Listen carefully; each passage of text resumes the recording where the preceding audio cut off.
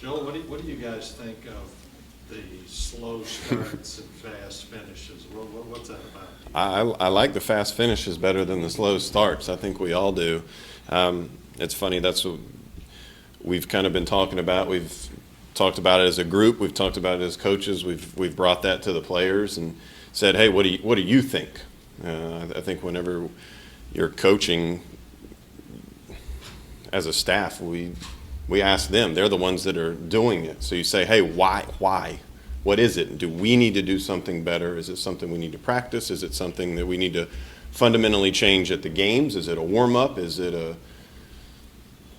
I think that's the thing that we're trying to figure out and address versus just kind of play ostrich and put your head in the sand and pretend it's not happening. What did they say?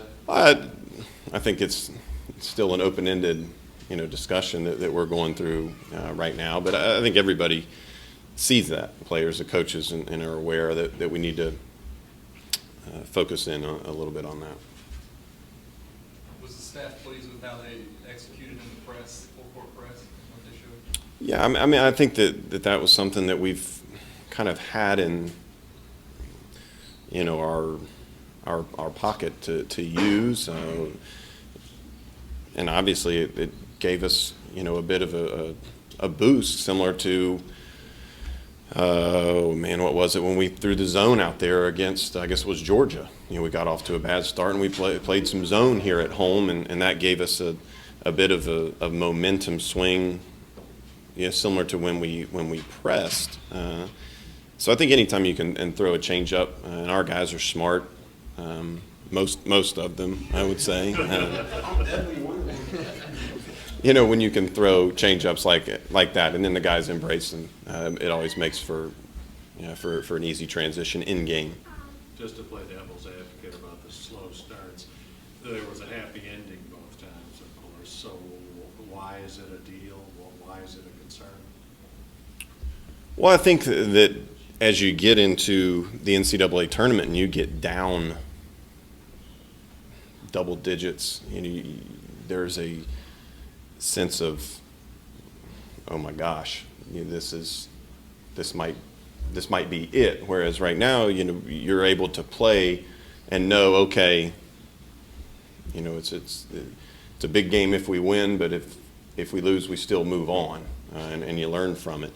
So I think for us, it's something to say, hey, all right, now this is coming up. Now you get down double digits, you have a bad start, and you're playing a champion from a smaller conference. You're playing a champion from a larger conference, or a team that's been in big games that knows how to hold a lead and close the game out.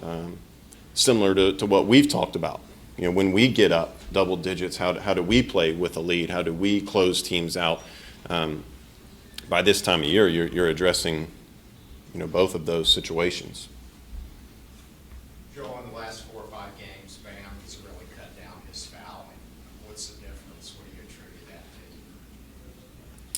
that to? I think he's playing smarter.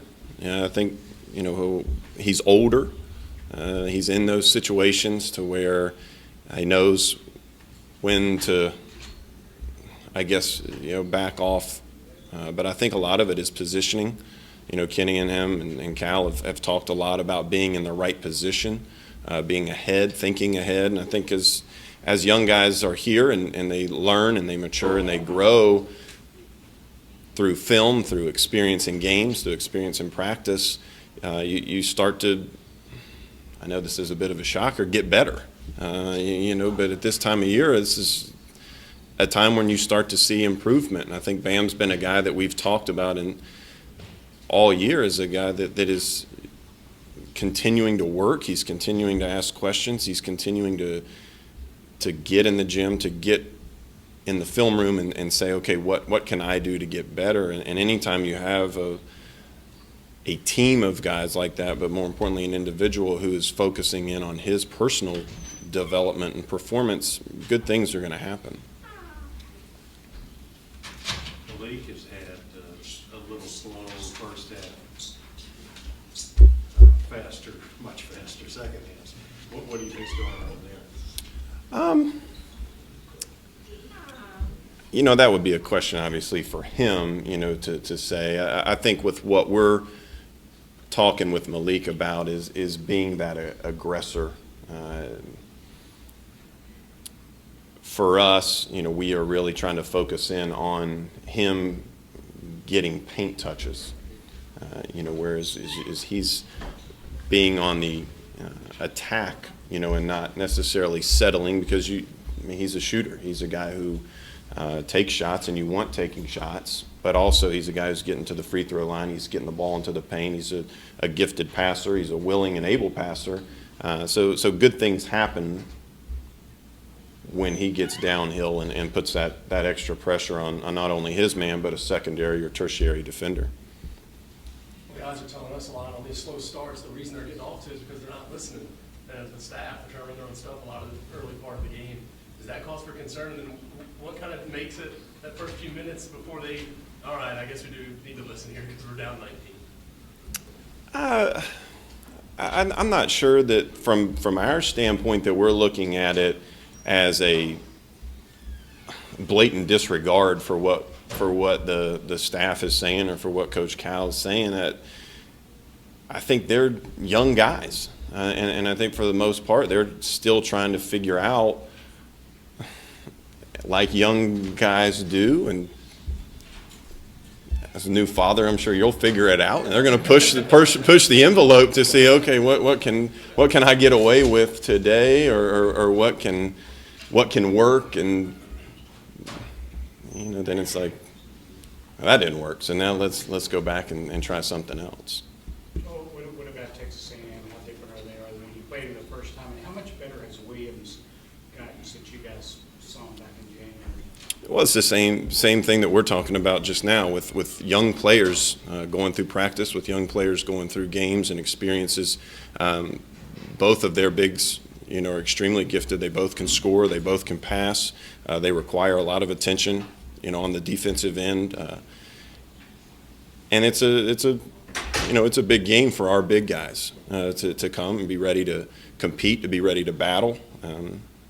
So I think from how they've changed and from January till now, I think there's a seismic shift in their development individually, but also collectively. They're playing hard, they're playing together, and they present major problems for us on the defensive end, and it's going to be something that we'll have to focus in on today and tomorrow to get our game plan set for those guys Saturday morning.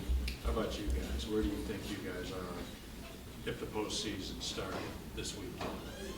How far along the development curve do you think you guys are at this stage? I think we're in a good place, and I think Cal thinks we're in a good place for March 2nd. I think we want to be in a better place tomorrow, and I think we want to be in a good place, and then we test ourselves on March 4th. I think that's where we set our sights is for 20 minutes from now to see what we can do to improve today, take that for what it is, and then get better tomorrow when we practice in College Station. And then you have Saturday morning an opportunity to see where we are, to see what we're about, and whatever situations present themselves, how we handle those, and then we get ready for Nashville and go from there. Joel, you think the best thing that you guys have improved on since losing to Florida is rebounding?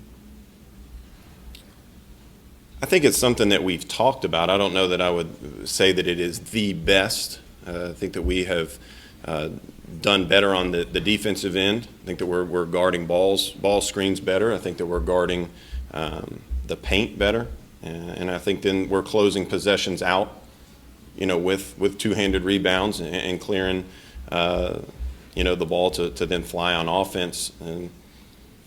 But I think it's an area that we have emphasized. I'm not sure that I would say it is, the best, but I would say it's up there with something that we have emphasized as an area that needed improvement.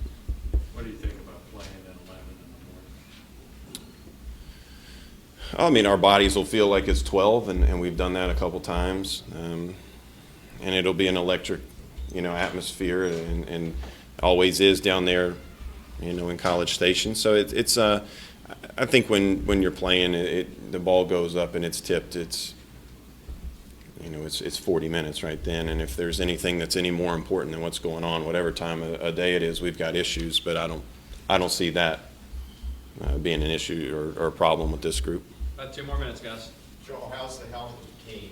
De'Aaron's knee, Isaiah's thumb, any new developments? Yeah, I think we're continuing to go through the season, and guys get bumps and bruises and here and there, but I think that everybody is fighting to be their best and their healthiest at a key time. But I think everybody's in a good place.